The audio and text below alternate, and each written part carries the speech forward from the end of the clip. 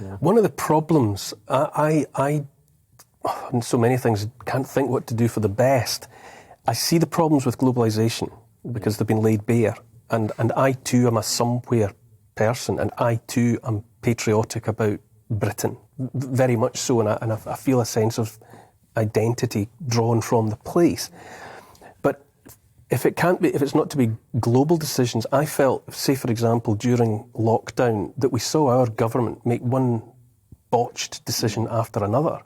So that if our own bureaucrats and elected representatives had to take the place of whoever were making the global decisions, I can't say that I'm confident that they any longer have the necessary skills of the necessary craft to effectively look after this place on behalf of all the somewheres. Well, it's like that poem by Gaddafi about the barbarians in the marketplace, the leaders in the marketplace waiting for the barbarians to come.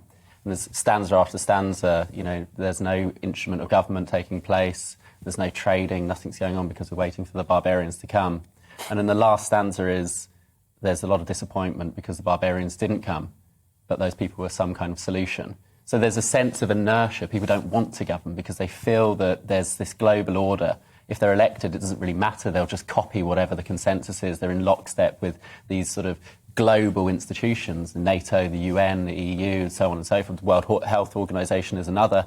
And at a time like now when we're hell-bent on running headlong into a global war with NATO on the basis of what's going on in Ukraine, I do think that it might be time to stop and pause and say, is this in Britain's interests? Well, our government don't care if it's in Britain's interests. It's about a greater global idea.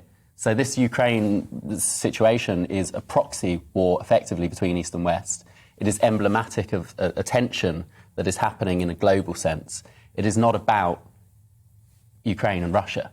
It is about us v them. It is about this global identity. And the other day I was in Whitehall and I saw over number 10 and over a number of government buildings the NATO flag being flown. And I think that really sums it up. We no longer have the Union Jack flying from the government buildings. We have NATO.